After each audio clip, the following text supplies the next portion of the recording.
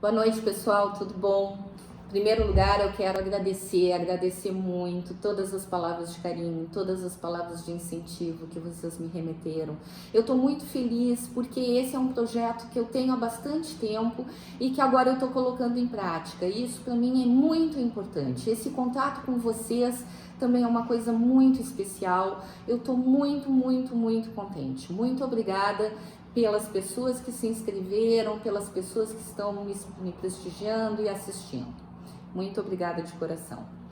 Um outro ponto que eu quero colocar para vocês. Como é que vai ser a nossa dinâmica aqui no canal, né? Então, eu já falei para vocês anteriormente que a dinâmica do canal é o seguinte. São aulas curtas, entre 20 e 30 minutos, que nós vamos falar sobre temas específicos de direito processual civil. Bom, inicialmente começo com os temas que eu acho que são relevantes, que são importantes da gente fazer a discussão nessa trajetória, mas eu estou totalmente aberta a sugestões.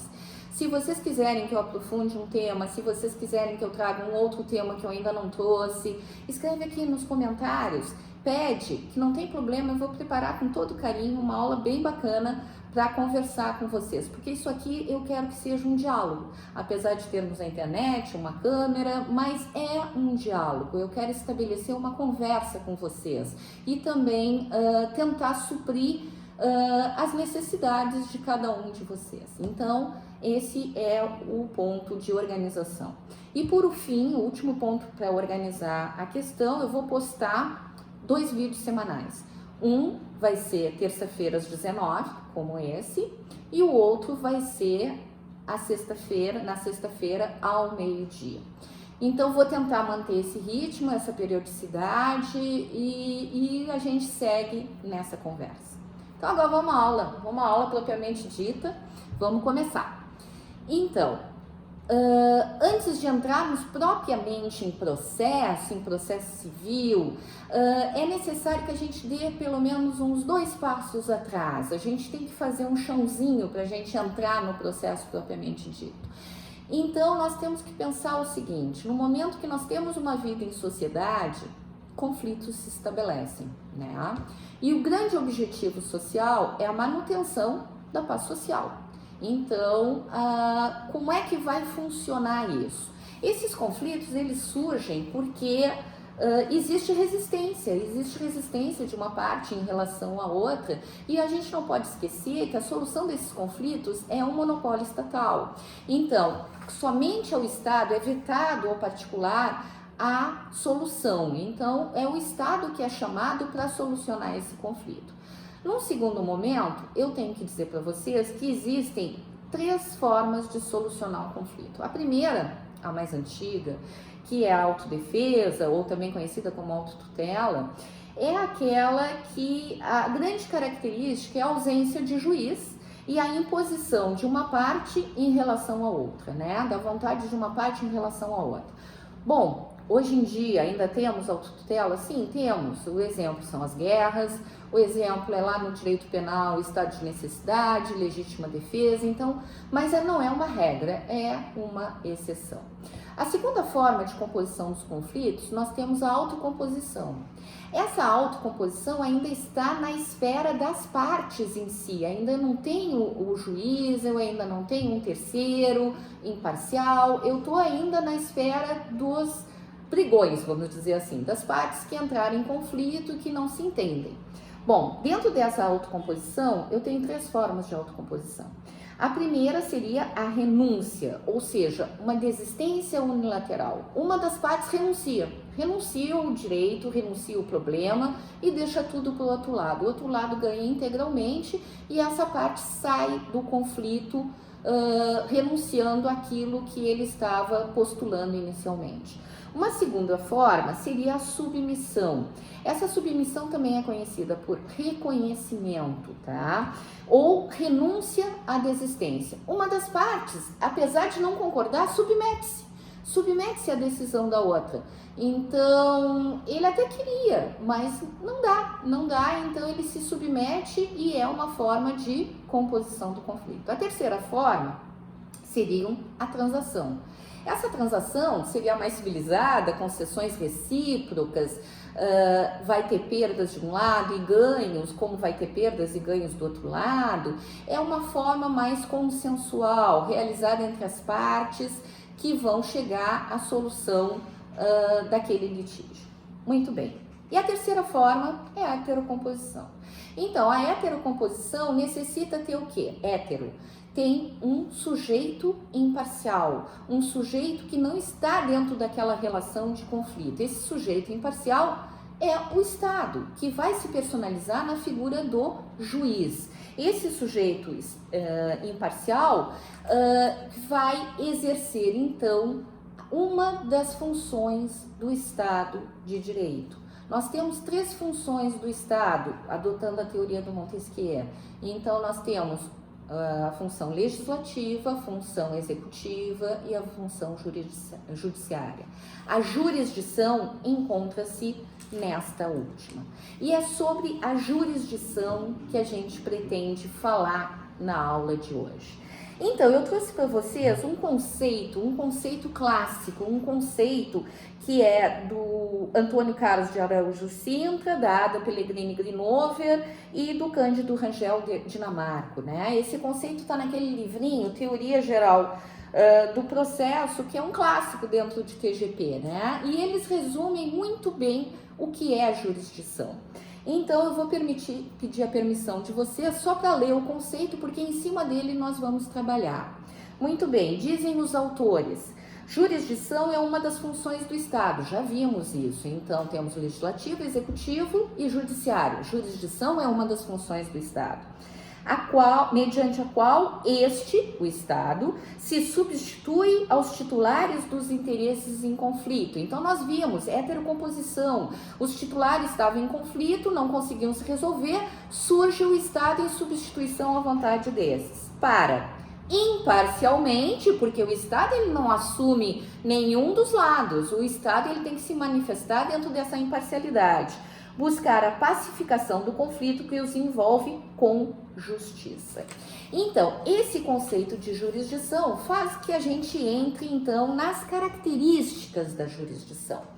Muito bem, a primeira grande característica da jurisdição é esse caráter substitutivo.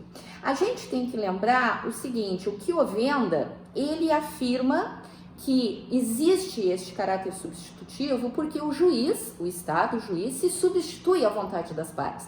Lembrem sempre, o sujeito primário para a solução de qualquer conflito são as partes. Afinal de contas, são maiores, adultos, capazes, vacinados, eles têm que resolver os conflitos deles.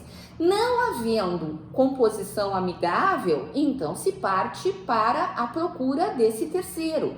Bom, esse terceiro vai se substituir à vontade das partes e vai tentar retornar ao estado de paz social. Então, daí o caráter substitutivo da jurisdição. Uma segunda característica é a inércia. Gente, não é o juiz que vai atrás do conflito para solucionar, são as partes que vão atrás do juiz para solucionar o conflito. Então, a jurisdição, ela é inerte, ela fica aguardando, né? Ne procedar iudex ex officio. Então, não pode ser iniciado de ofício.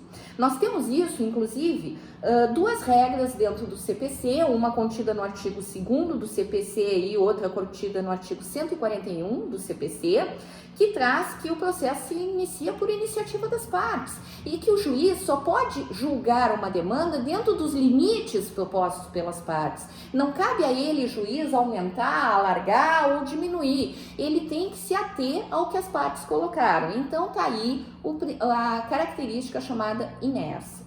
A inércia, o interessante é que também é considerado um princípio da jurisdição, de tão forte que ela se coloca, né? Muito bem. A terceira característica, a existência de lide. Bom, eu só vou procurar o judiciário, eu só vou procurar a jurisdição, o estado juiz, se tem um conflito que eu não consigo resolver.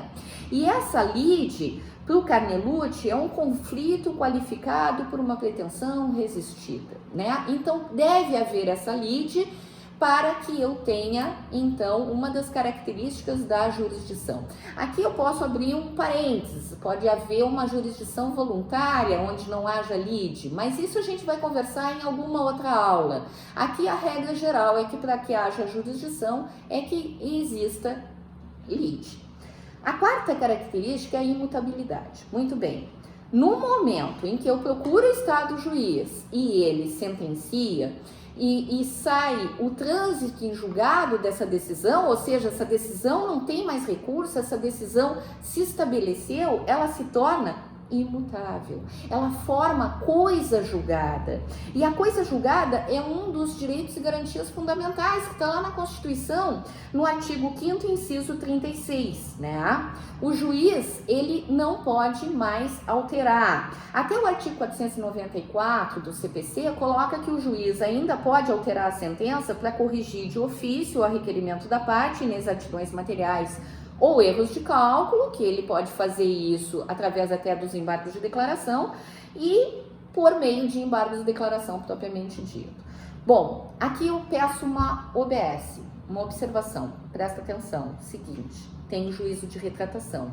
O juízo de retratação, ele está lá no 331 do CPC, e no 332, parágrafo 3º do CPC. Então, ali, o juiz é autorizado ao juiz retratar-se dentro de um prazo ali estabelecido da decisão que deu. Então, fica uma observação em cima dessa característica da imutabilidade.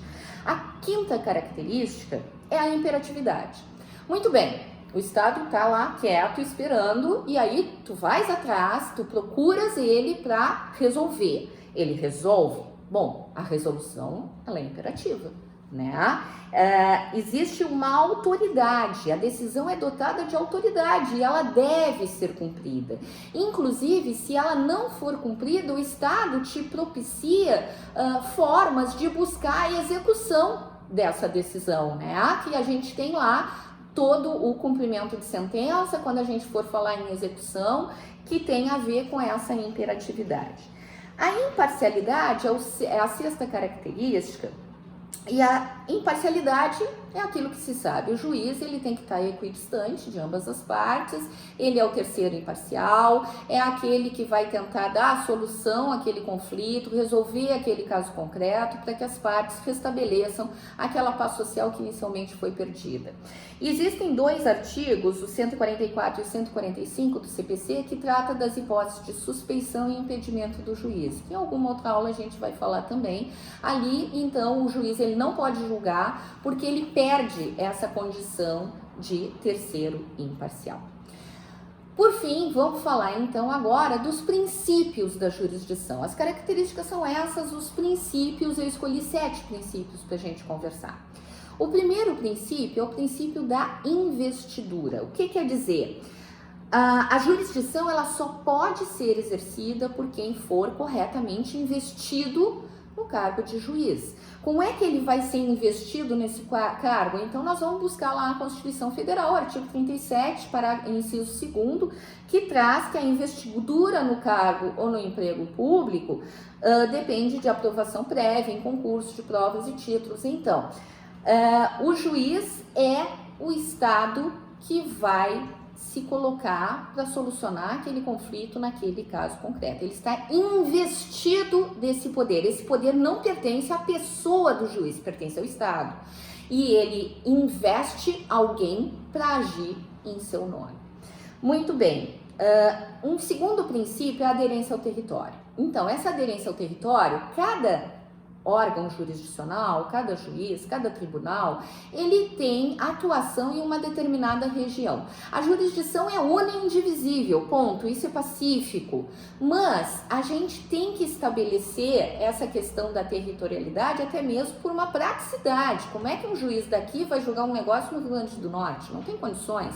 Então, essa aderência ao território, cada juiz tem a sua circunscrição, cada tribunal tem a sua circunscrição.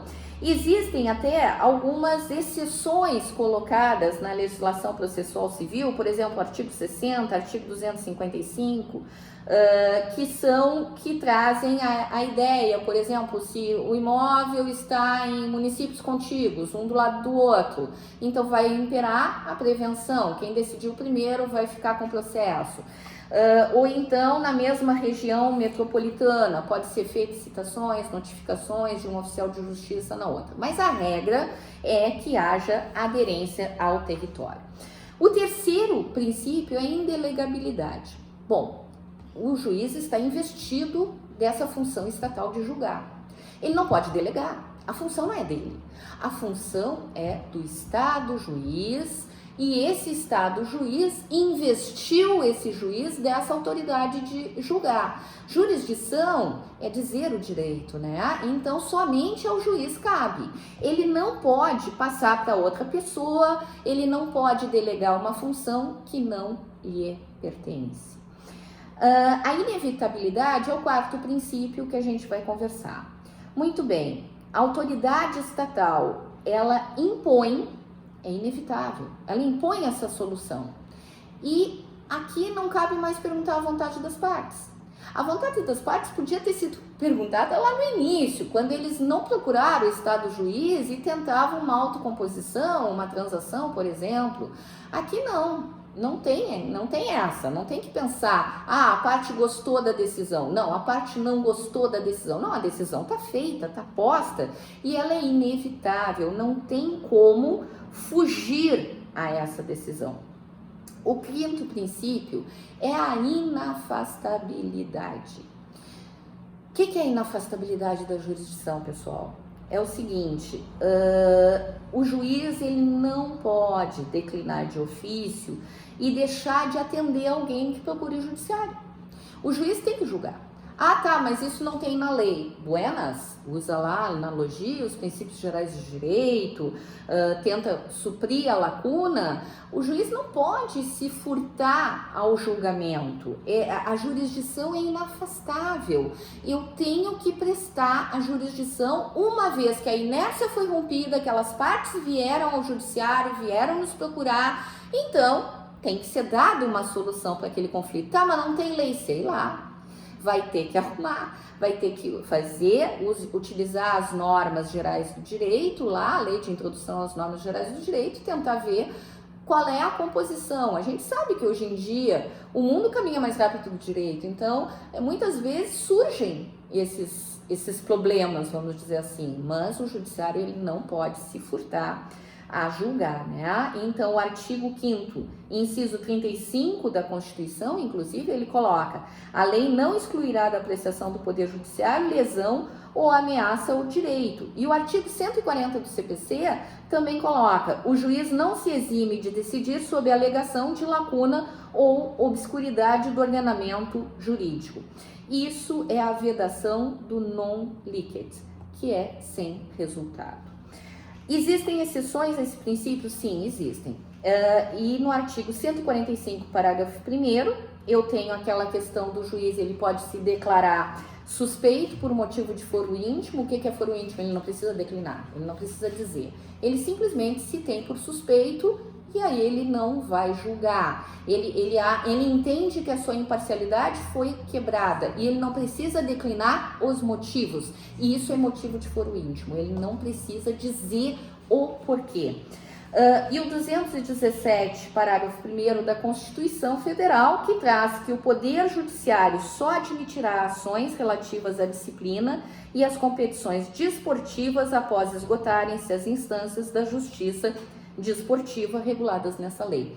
Gente, no tribunal de desportivo, eu não sou muito de futebol, eu não entendo muito disso. Eu confesso a vocês que eu descobri o tribunal desportivo muito tempo depois que eu era advogada, tá? Mas na Constituição é muito clara. Lá eu não posso trazer uma questão do tribunal desportivo para a jurisdição antes de esgotar todas as vias no tribunal esportivo. Mas uma coisa importante: Gente, se tem uma questão na esfera administrativa, por exemplo, tem que esgotar a esfera administrativa para ir para o judiciário. Mentira, não precisa, não existe isso. A jurisdição, ela é inafastável. A qualquer momento, eu não sou obrigada a esgotar vias administrativas. O único momento que eu sou obrigada, é porque consta lá na Constituição Federal, é no caso da justiça desportiva. Bom, o juiz natural é o sexto princípio que nós vamos conversar e nós já estamos nos encaminhando para o final. Então, o juiz natural, ele é o juiz, né, que ele vai ser colocado naquela causa por um processo totalmente aleatório, por leis, por estabelecimento de regramento, dentro dessa imparcialidade. Eu não posso ter um juiz designado para um determinado caso concreto. Eu quebro o juiz natural com isso. Hoje em dia o juiz natural é muito fácil, ainda mais com processo eletrônico, né? Porque tu vai lá, tu distribui a atuação e o computador faz o resto. Ele já distribui diretamente para um dos juízes da comarca que tenha aquela determinada competência e a partir daí ele se torna o juiz natural. Então, no momento em que ele se torna o juiz natural, simplesmente ele vai ser o dono do processo. Existem algumas intercorrências lá que a gente vai ver um pouco mais adiante quando a gente falar de competência, mas a regra é que não se estabelecem tribunais nem juízos de exceção. E isso está lá no artigo 5º, inciso 37 da Constituição Federal. Ou seja, não existe um juiz ou tribunal constituído pós-facto, né? O juiz, o tribunal, ele tem que vir anterior ao fato. Então, ele vai seguir todas as regras estabelecidas no direito de competência para saber quem é que vai ser o juiz daquele caso concreto em si. Gente, por fim, o último princípio que eu já adiantei para vocês, que é o princípio da inércia, que também é uma característica da jurisdição. Então, a jurisdição, ela depende de provocação do interessado, né? Ela não atua de ofício e essa é a regra geral. Até existe exceção, esse princípio, no caso da herança jacente, no caso da execução trabalhista, por exemplo, no caso do habeas corpus, mas a grande regra é que haja inércia. A jurisdição, ela não se inicia de ofício. Essa é a grande regra. Bom, pessoal, então é isso que eu tinha para essa nossa primeira aula. Eu espero de coração que vocês tenham gostado, que vocês tenham curtido.